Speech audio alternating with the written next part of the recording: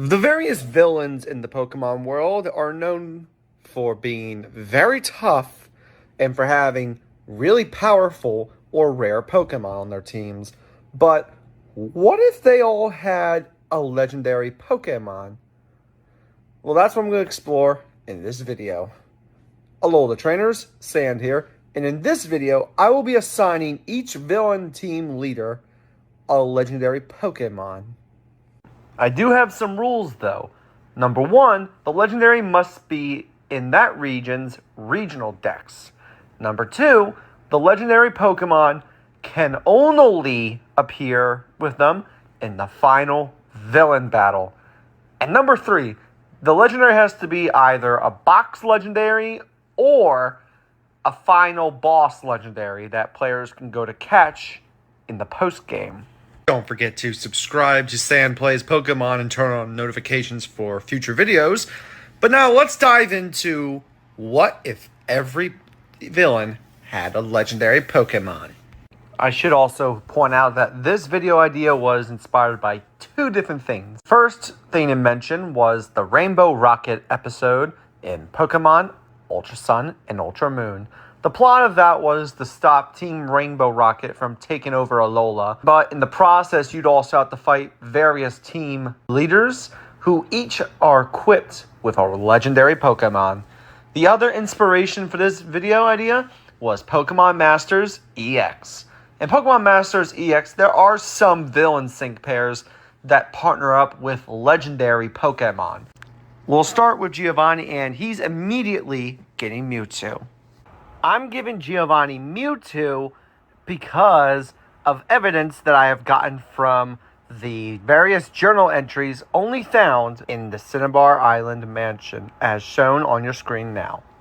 Next is Archer, and I'm going to be giving him Ho-Oh and Lugia with contingencies.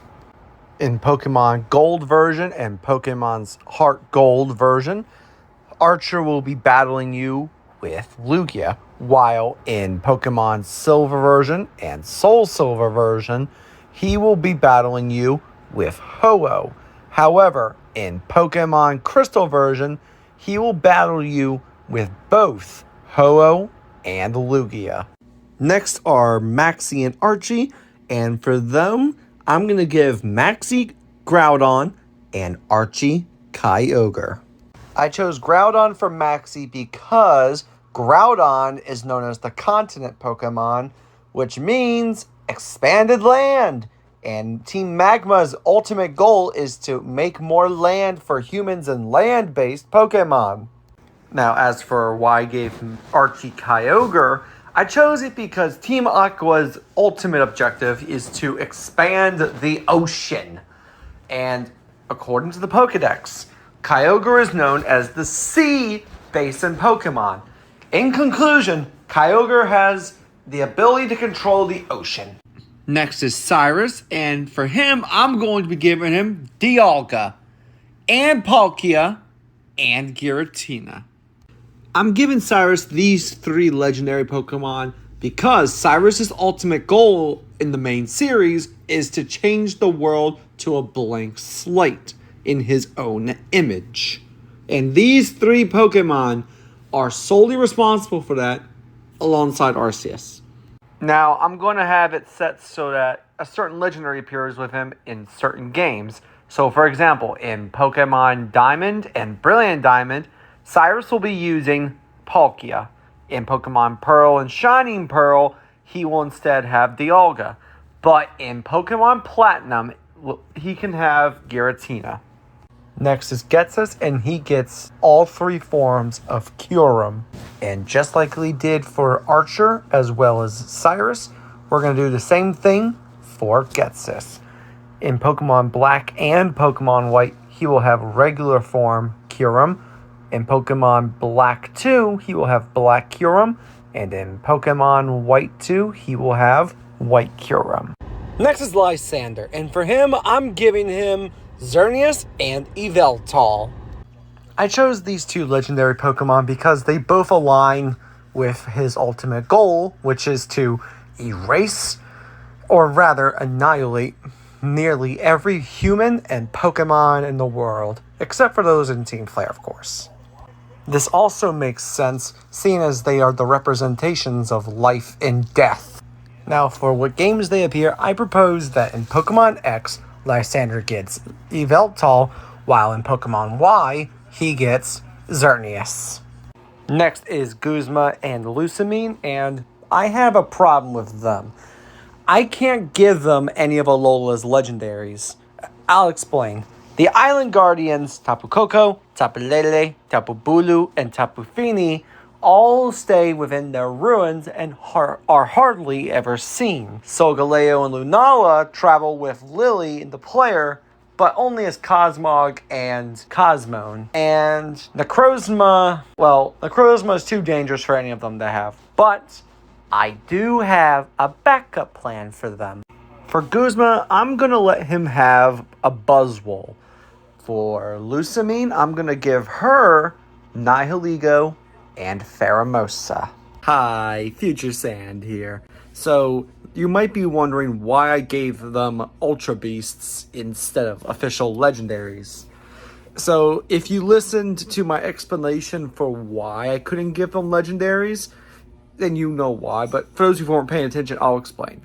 The Island Guardians, Tapu Koko, Tapu Lele, Tapu Bulu, and Tapu Fini are often in hiding in their ruins or in random places in the island, so no one's ever actually been able to catch them.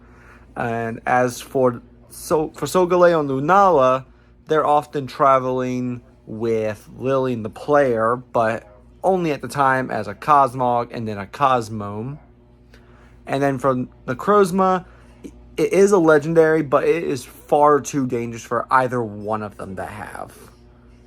So for the sake of this video, I'm allowing Ultra Beasts to be considered as official legendary Pokemon. Anyways, back to the video. I chose Buzzwole for Guzma for two reasons. Number one, Buzzwole is very destructive, just like Guzma, so I figured it would match their energy with one another perfectly. Number two is the fact that Guzma has actually partnered up with a Buzzwole back in the earlier years of Pokemon Masters during an event.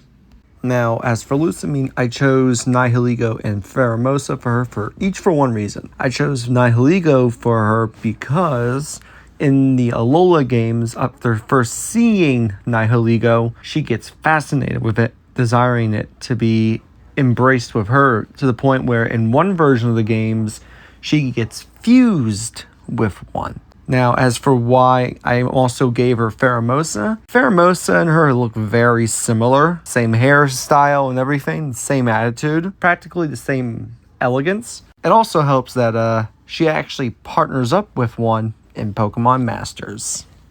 Now, Guzma will begin his Buzzwole in all four Alola games, being Sun, Moon, Ultra Sun, and Ultra Moon. However, as for Lusamine, she will only get Nihilego in Pokemon Sun and Pokemon Moon, but for Pheromosa, she can only get that in Ultra Sun and Ultra Moon. Last is Rose, and I'm going to be giving him Eternatus. I chose Eternatus because it is made up of Dynamax energy. That's important to bring up because Chairman Rose's ultimate goal is to solve the energy crisis in Galar, which is 1,000 years from now. Thank you all so much for watching this video. I really enjoyed the idea of giving the villains legendary Pokemon, while some got sued, an Ultra Beast.